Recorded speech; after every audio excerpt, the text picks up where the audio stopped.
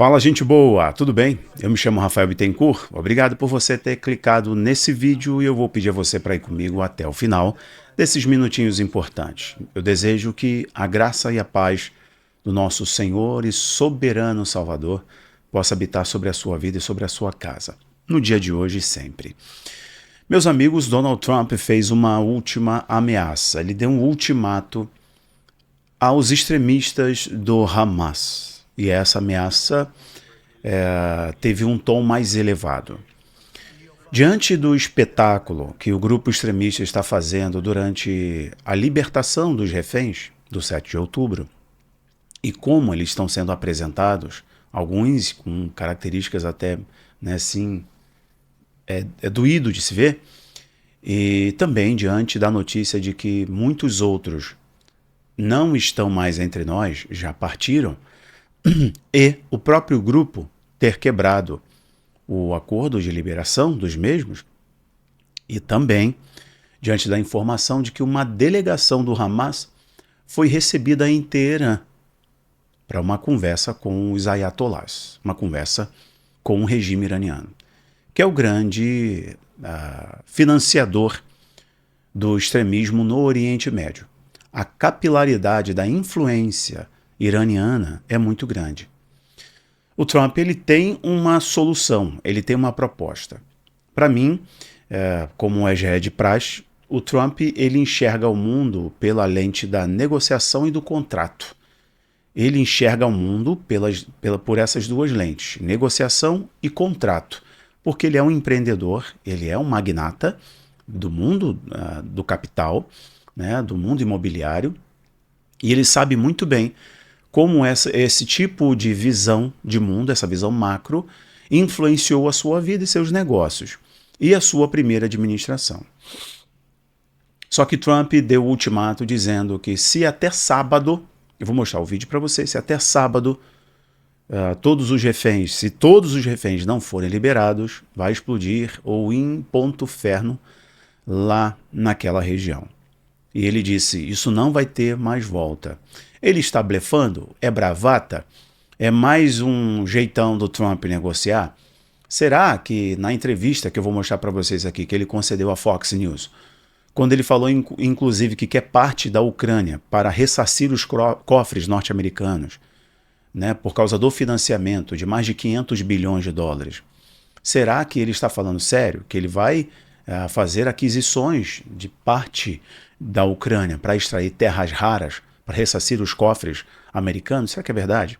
Ou é só está pressionando o Zelensky para aceitar um acordo com o Putin? Será que de fato, se até sábado, né, o Hamas não liberar todos os reféns, vai explodir algo ali no Oriente Médio? Como que ele trata essa questão? A questão de aquisição de Gaza, o que ele está jogando, como ele está jogando, o que vai acontecer nessa região?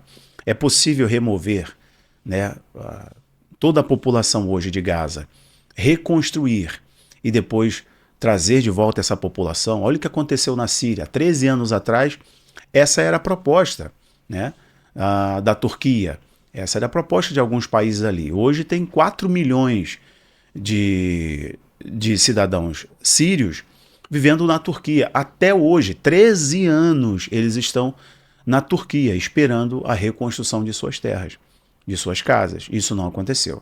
Ou seja, a tática de retirar a população para reconstruir e voltar a população, historicamente não funcionou.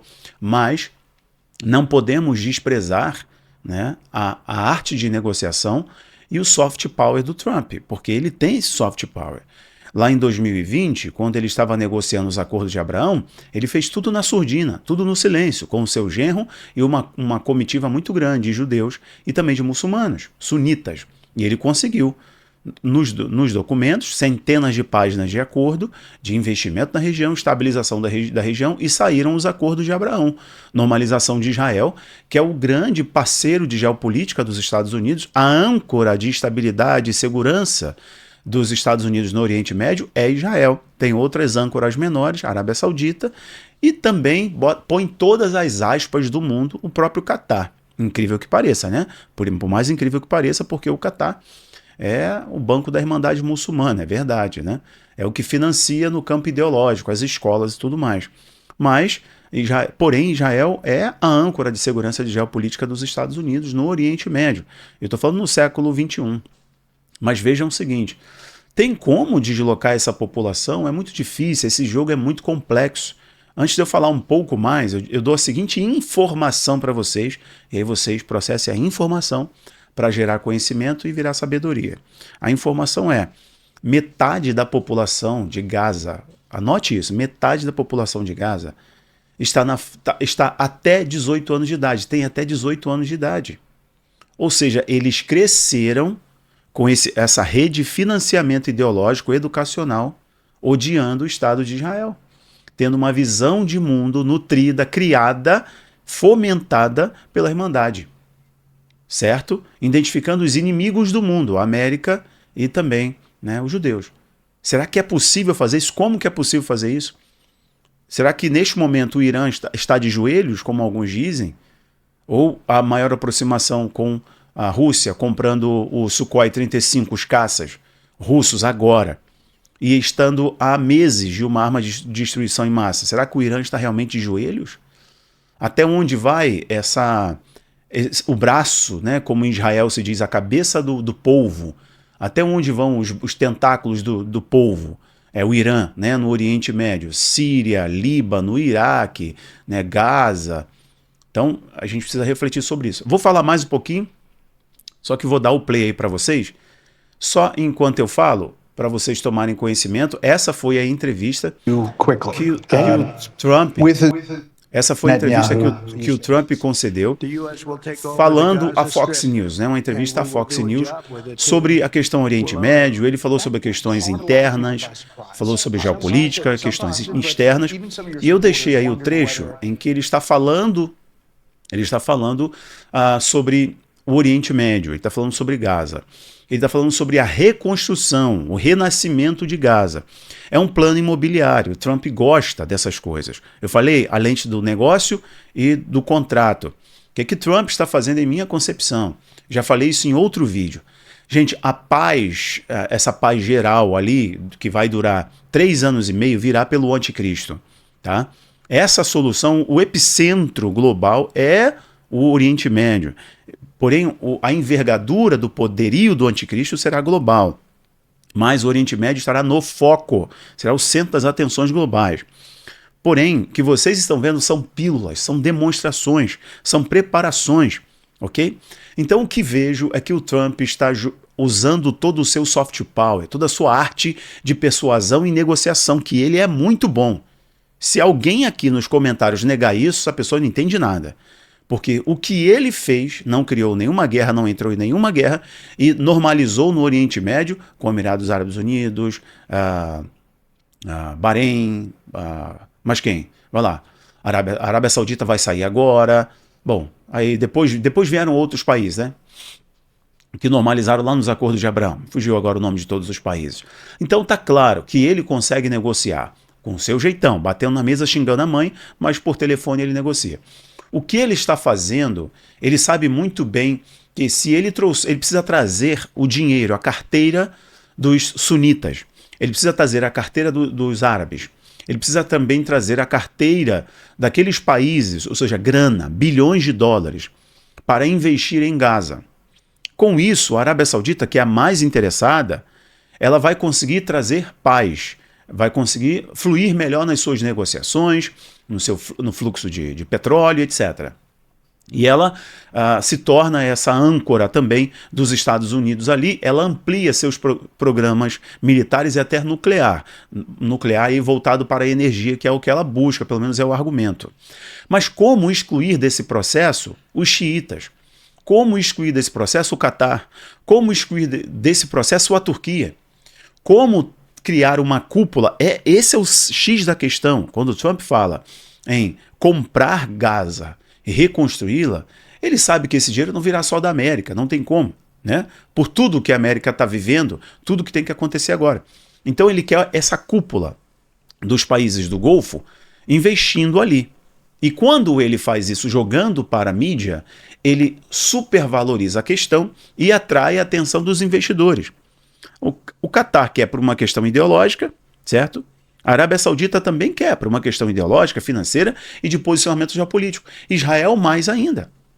Só que, como conter os ânimos nesse momento? Enquanto eu falo com vocês aqui, está ocorrendo protestos em Israel. Protestos estão acontecendo em Israel porque o Netanyahu, devido a uma negociação com o Trump, um acordo com o Trump, ele possivelmente vai travar o acordo de liberação de reféns, porque o próprio Hamas não cumpriu os termos. E está tendo protestos em algumas ruas de Israel, algumas avenidas, com a população pedindo para que o Netanyahu não interrompa o acordo de liberação. Mas o próprio Hamas está quebrando o acordo, se reaproximando do Irã, ou pelo menos nunca deixou de estar próximo, na verdade. Uma delegação do Hamas foi para Teherã, foi para o Irã, para conversar com o Irã. Quem acha que o Irã está de joelhos, está enganado, porque o Irã não está de joelhos, senhoras e senhores. Não está mesmo. O Irã está forte, porém, eu vou dizer para vocês, essa capilaridade, o jogo de proxy do Irã foi interrompido por alguns fatores. Por exemplo, Líbano, o Hezbollah, né, que tomou um baque por parte de Israel, né? Síria também é outro problema, Iraque. Então, essa rede do Irã, essa rede de influência do Irã, ela sofreu. Agora, é muito fácil para o Irã retomar isso, principalmente se o Ocidente ignorar o acordo, por exemplo, de sanções, as sanções da ONU para com o Irã acabam em outubro desse ano. E o Irã está olhando para isso. O Irã está se armando. O Irã está comprando caças russos, como eu falei para vocês. São caças mais sofisticados, porque os antigos, Israel destruiu alguns naquela penúltima incursão e até disparos contra território e bases do Irã, né? Território e bases do Irã. Israel destruiu alguns caças da época da Guerra Fria, do regime Shah do Irã. O Irã ainda tinha, Israel foi lá destruir alguns, né?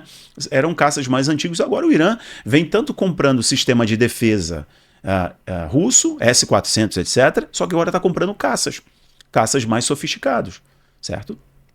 É claro que neste momento a rede proxy do Irã, a rede de procuração iraniana, está enfraquecida. E é quando eles precisam aproveitar a oportunidade, né?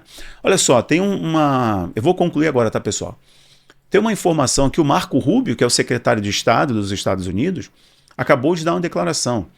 O Hamas é puro mal e ele deve ser erradicado. Uma declaração radical, bem incisiva do Marco Rubio, dizendo que é hora de remover totalmente o Hamas. E se os países do Oriente Médio não apresentarem uma solução melhor da que foi apresentada pelo presidente dos Estados Unidos, então eles devem sair do jogo e deixar os Estados Unidos liderarem.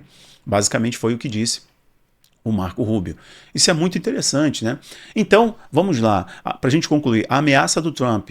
E sim, Trump fez uma declaração nessa entrevista que eu disse para vocês. O Hamas tem até o sábado, meio-dia de sábado, para liberar todos, não é liberar 1, 2 ou 3, e fazer aquele espetáculo midiático, né? Liberar todos os reféns. E ele disse que não está blefando.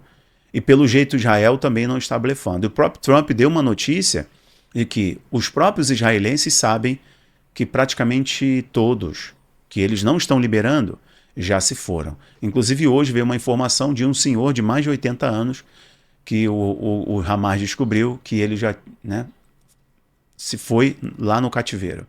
Então tudo isso mexe demais com o Oriente Médio.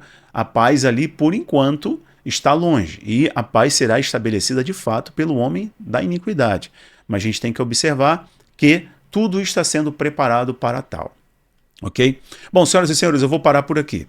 Se você quiser entender mais sobre Oriente Médio, estudar comigo no Oriente Médio, ler livros, documentários, é no Abaplay. O link do Abaplay está aqui embaixo. Aproveita a condição especial que eu estou deixando para vocês aqui. Baixa o aplicativo na TV, iOS, Android ou no próprio site para você assistir as aulas, os vídeos, os comentários que eu faço e também cursos que estão lá. Está aqui embaixo. Um abraço. Tchau, tchau.